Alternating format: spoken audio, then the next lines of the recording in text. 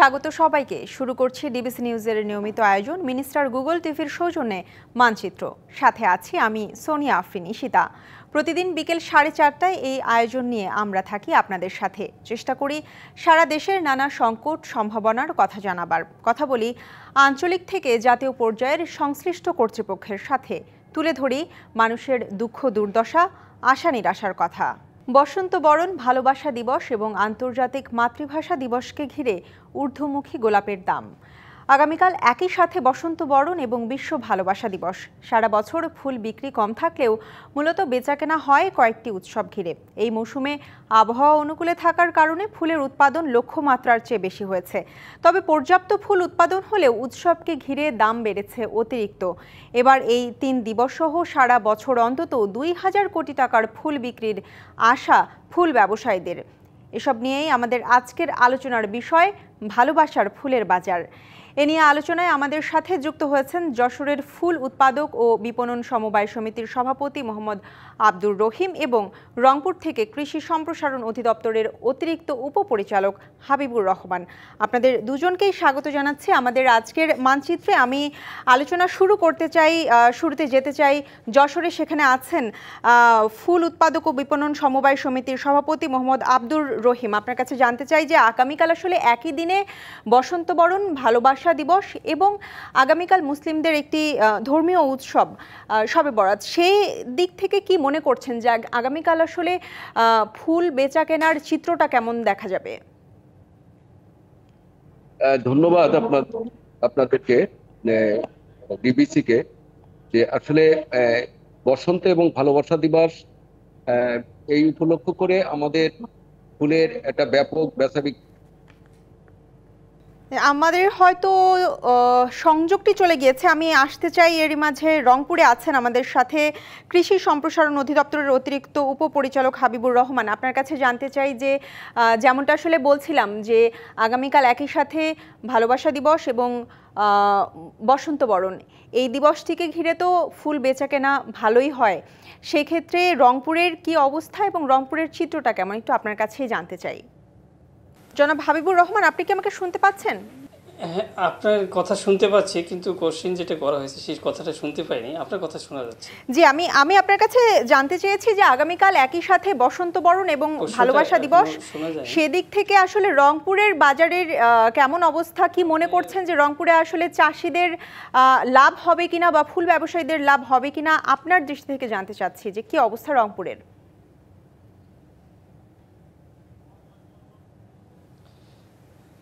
রংপুর জেলায় 90 একর জমিতে ফুল চাষাবাদ হয়েছে।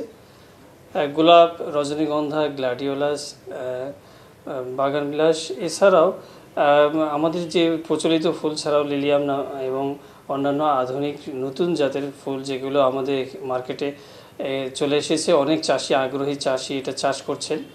তো রংপুর জেলায় বরাবর এই ফুলের চাহিদা আছে এবং কৃষকরা উৎসাহিত হয়েছে এবং বিগত 5 বছরে আমাদের প্রায় 20% জমিতে বেশি ফুলের চাষ হয়েছে। কৃষকরা অবশ্যই লাভবান হবে, কারণ ফুল চাষ একটা লাভজনক কৃষি। এখানে কৃষকরা ইনিশিয়াল ইনভেস্টমেন্ট বা প্রাথমিক বিনিয়োগটা একটু বেশি লাগলেও এখান থেকে আয় অনেক বেশি। প্রায় আমরা যাচাই করে দেখেছি মোটামুটি 1 থেকে 1.5 লাখ টাকা 1 বিঘা, অর্থাৎ 33% জমিতে ব্যয় একটা ইনভেস্ট করতে হয়, আর সেখান থেকে প্রায় 4-5 লক্ষ টাকা আয় করা সম্ভব। সারা বছরের ফুলের চাহিদা আছে, বিশেষ করে জাতীয় উৎসবগুলো আছে 21শে ফেব্রুয়ারি, 16ই ডিসেম্বর সহ যে জাতীয় উৎসবগুলো আছে, এবং অনেকেই সামাজিক, পারিবারিক, ব্যক্তিগত প্রয়োজনও ফুলকে এখন অনেক মূল্য বা তারা গুরুত্ব দিচ্ছেন, যার কারণে কৃষক লাভবান হচ্ছে।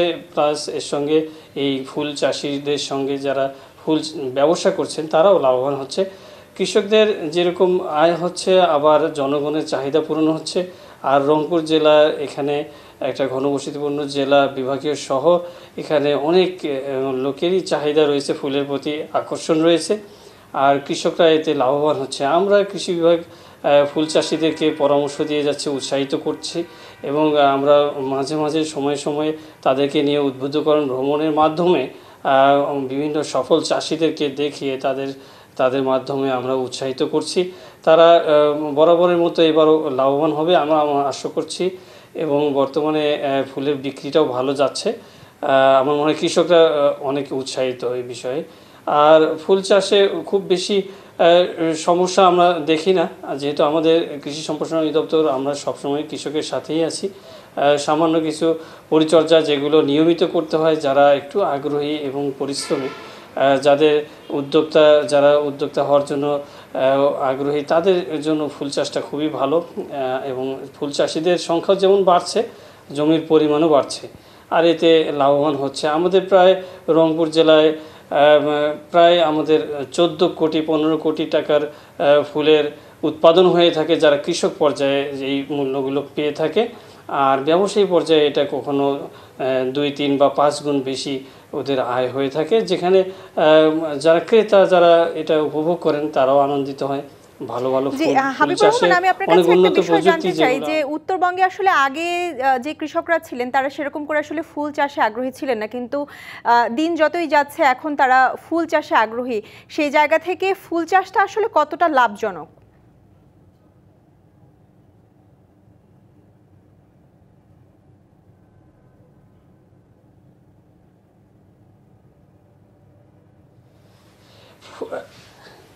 জি, ফুল চাষ অবশ্যই লাভজনক। আমি প্রথমেই বলেছি যে এটা প্রাথমিক একটা বিনিয়োগটা বেশি, 1 থেকে 1.5 লক্ষ টাকা 33% জমিতে বিনিয়োগ করতে হয়। আর এখান থেকে কৃষক 5-6 লক্ষ টাকা পর্যন্ত ফুল বিক্রি করেন এবং সারা বছর এ থেকে আয় আসে।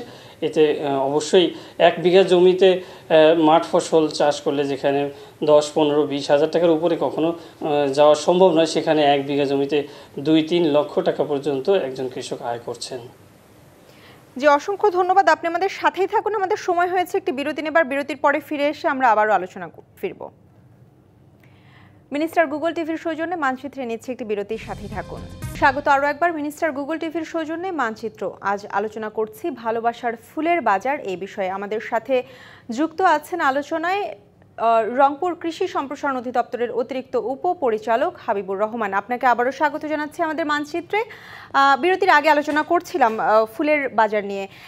এই পর্যায়ে আপনার কাছে জানতে চাই যে আসলে রংপুরে বা উত্তরবঙ্গে তো আসলে আগে সেরকম করে বিদেশি ফুলের চাষ হতো না, কিন্তু বর্তমানে আসলে বিদেশি ফুলের চাষটা অনেক বেশি হচ্ছে। সেই ক্ষেত্রে কৃষি সম্প্রসারণ অধিদপ্তরের পক্ষ থেকে এই ফুলগুলো সংরক্ষণের জন্য চাষিদের কোনো ধরনের কোনো পরামর্শ দেওয়া হয় কিনা?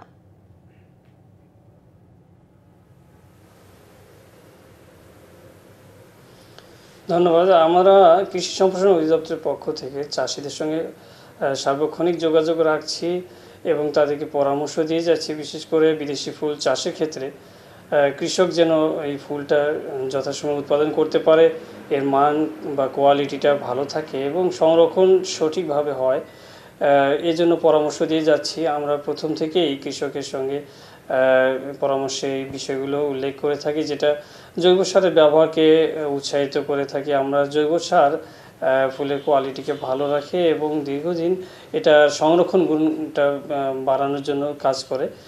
আর জৈব সারের পাশাপাশি আমরা বিশেষ করে খৈল, এটা একটা ভালো উৎকৃষ্ট জৈব সার, এটা যেন কৃষক বাগানে ব্যবহার করে। এর ফলাফল অবশ্যই ভালো, এই ফুলের কোয়ালিটি মান এটাও ভালো থাকে এবং সংরক্ষণ গুণ এটা নির্ভর করে এই জৈব সারের উপরে। এছাড়াও আমরা কৃষকের মাঠে ফুল উৎপাদন করতে গিয়ে কিছু কিছু সমস্যা থাকে, রোগ পোকামাকড়ের বিষয় থাকে, সেগুলো যেন প্রথম থেকেই তারা নিয়ন্ত্রণে রাখতে সক্ষম হয়, এই জন্য আমরা পরামর্শ দিই।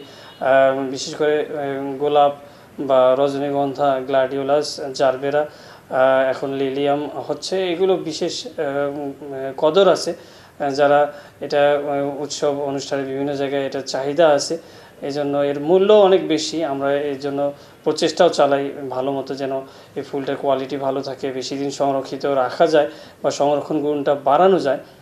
প্রথম থেকেই আমরা পরিচর্যায় তাদেরকে পরামর্শ দিই, তারা জমিটা সঠিকভাবে চাষাবাদ করে, পাশাপাশি জৈব সার এবং বালাইনাশক, বিশেষ করে ছত্রাকের আক্রমণ এবং কিছু কিছু ছোট ছোট শোষক পোকা, জাপ পোকা বা মাইটসের কিছু আক্রমণ হয়, থ্রিপসের কিছু আক্রমণ হয়, যেটা ফসলের কোয়ালিটিকে নষ্ট করে দিতে পারে, খুব দ্রুত এটাকে ক্ষতিগ্রস্ত করতে পারে। এই জন্য এই পোকামাকড় বা বালাইগুলো, রোগ বালাইগুলো যেন এই ফসলে আক্রমণ করতে না পারে, করলেও সেটা যেন নিয়ন্ত্রণে রাখা যায়, এটা আমরা নিয়মিত পরামর্শ দিয়ে আসছি। মাঠ থেকেই যদি ভালো কোয়ালিটির এই ফুলগুলো আমাদের দোকানে চলে আসে, ক্রেতাদের কাছে, বিক্রেতাদের কাছে পৌঁছে যায়, তাহলে এটা অবশ্যই দীর্ঘদিন সংরক্ষণ করা সহজ। আমরা এই জন্য কৃষকদেরকে আগে থেকেই বিভিন্নভাবে সচেতনতা বৃদ্ধির জন্য পরামর্শ দিয়ে থাকি। আর তারা যখন এই ছত্রাক বা কীটপতঙ্গগুলো নিয়ন্ত্রণে সক্ষম হয়, কোয়ালিটি ভালো থাকে, দীর্ঘদিন এই ফুলগুলো তাজা থাকে বা এটার সংরক্ষণ গুণটা বেশি থাকে।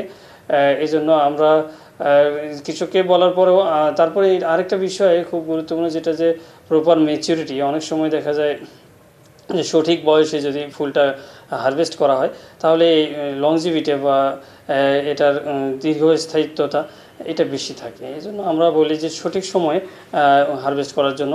এতে অনেক সময় ফুলের কোয়ালিটি ভালো রাখার জন্য দাম কোনো সময় একটু কম বেশি হয়ে যেতে পারে, কিন্তু আমরা কোয়ালিটি ভালো রাখার জন্য চেষ্টা করি, আর গড়ে তারা একটা ভালো মূল্য পায়। অনেক সময় একই সময়ে যখন অধিক সংখ্যক ফুল হয়ে যায়, তখন হয়তো কিছুটা বাজার মূল্য কম থাকলেও চাহিদা বেশি এবং সাপ্লাই বেশি থাকাতে তাদের কোনো ক্ষতি হয় না, আর কোয়ালিটি ভালো থাকাতে ক্রেতারাও খুব সন্তুষ্ট হয়ে যান। এই জন্য আমরা কোয়ালিটিটা ধরে রাখার জন্য কৃষকদেরকে পরামর্শ দিই। আর এটা যখন হারভেস্ট হয়ে যায়, এরপর থেকে তো দোকানে যখন চলে আসে এবং পরিবহনের সময় আমরা তাদেরকে একটু সতর্ক করে দিই যেন কোনোভাবে আঘাতপ্রাপ্ত না হয়, যেহেতু এটা খুব সেনসিটিভ একটা ফসল বা ফুল, সেনসিটিভ একটা বিষয়, সেখানে হ্যান্ডেলিংটা খুব সফটলি করতে হয়। হারভেস্ট করার সময় এবং পরিবহনের সময় বিক্রেতাদের কাছে পৌঁছানো পর্যন্ত যেন তাদের কোনো ক্ষতি না হয়, এই জন্য সুন্দরভাবে যেন পরিবহন করে, এটাও আমরা তাদেরকে পরামর্শ দিয়ে থাকি। কোনোভাবে যদি কোনো আঘাতপ্রাপ্ত না হয়, তো স্বাভাবিকভাবে তার সংরক্ষণ গুণটা বেশি থাকে।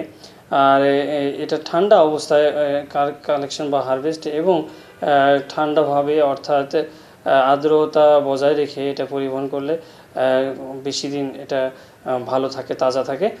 আর দোকানে এলে বা তারাও অনেক আলাদাভাবেই তারা পরিচর্যা নেয়, ক্রেতাদের কাছে বা ভোক্তাদের কাছে পৌঁছানো পর্যন্ত তারাও যত্ন নেয়।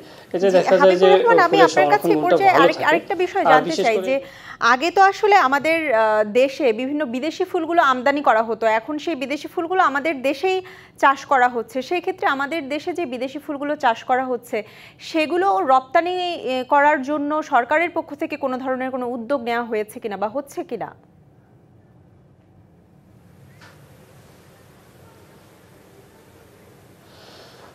সরকারিভাবে তো অবশ্যই উদ্যোগ এটা আছেই, সরকার রপ্তানিকে উৎসাহিত করছে, সব সেক্টরেই সরকার রপ্তানিকে উৎসাহিত করছেন।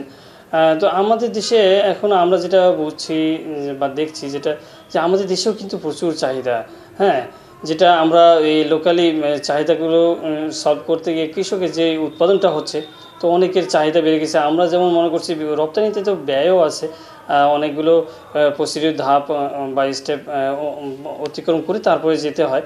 তো কৃষক এখানে যেহেতু এখন বিক্রি করছে, দাম পাচ্ছে, তবে ভবিষ্যতে যখন বড় আকারে লার্জ স্কেলে এটা প্রোডাকশন হবে, তখন আমার মনে হয় এটা বিশ্বে অনেক দেশে আমরা রপ্তানি করে বৈদেশিক মুদ্রা আয় করতে পারবো।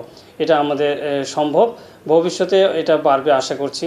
তবে এখনও যেহেতু লার্জ স্কেলে এখানে হচ্ছে না, যার কারণে আমাদের রংপুর থেকে হয়তো রপ্তানিতে সেভাবে করা যাচ্ছে না, তবে হবে এটা আমরা আশা করছি। সামনে কৃষক এবং জনগণ সচেতন অনেক, আমরা তাদেরকে পরামর্শ দিয়ে আমরা এগিয়ে যাচ্ছি যে একটা লার্জ স্কেল অ্যামাউন্টে যখন আমরা এটা প্রোডাকশন করব, তখন এটা অবশ্যই বাইরে দেশে যাবে এবং আরও বৈদেশিক মুদ্রা সহ কৃষকের লাভবান হতে পারবে।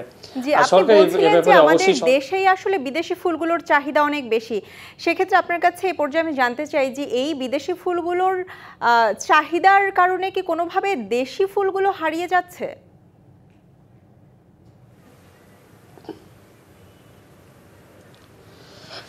আসলে দেশি ফুল হারাচ্ছে না, আসলে চাহিদাটা বাড়ছে। আমি মনে করি চাহিদাটা বাড়ছে, তবে বিচ্ছিন্নভাবে অনেকে চাষ হয়তো করতো যারা, তারা হয়তো কম এই সময় এভাবে দিতে পারছে না, বা এখন যেমন এইগুলো বিদেশি ফুলগুলো বা দেশি ফুলগুলো চাষ করতে গেলেও একটা আলাদাভাবে পরিচর্যার একটা সময়ের প্রয়োজন, জি। হয়তো অনেকে সেভাবে দিতে পারছে না।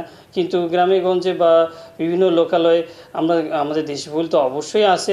আর যেহেতু বিদেশি ফুলগুলো আসছে, জি। তাদের কালার এবং সাইজ এবং তাদের সংরক্ষণ গুণ অনেক বেশি জি, থাকাতে আপনার মানুষ বক্তব্য এটার প্রতি একদমই বেশি। পরিষ্কার। আপনাকে অসংখ্য ধন্যবাদ আমাদের সাথে যুক্ত হয়ে আমাদের সময় দেবার জন্য। এই ছিল আজকের মিনিস্টার গুগল টিভির সৌজন্যে মানচিত্র। ফিরবো আগামীকাল, সঙ্গেই থাকুন।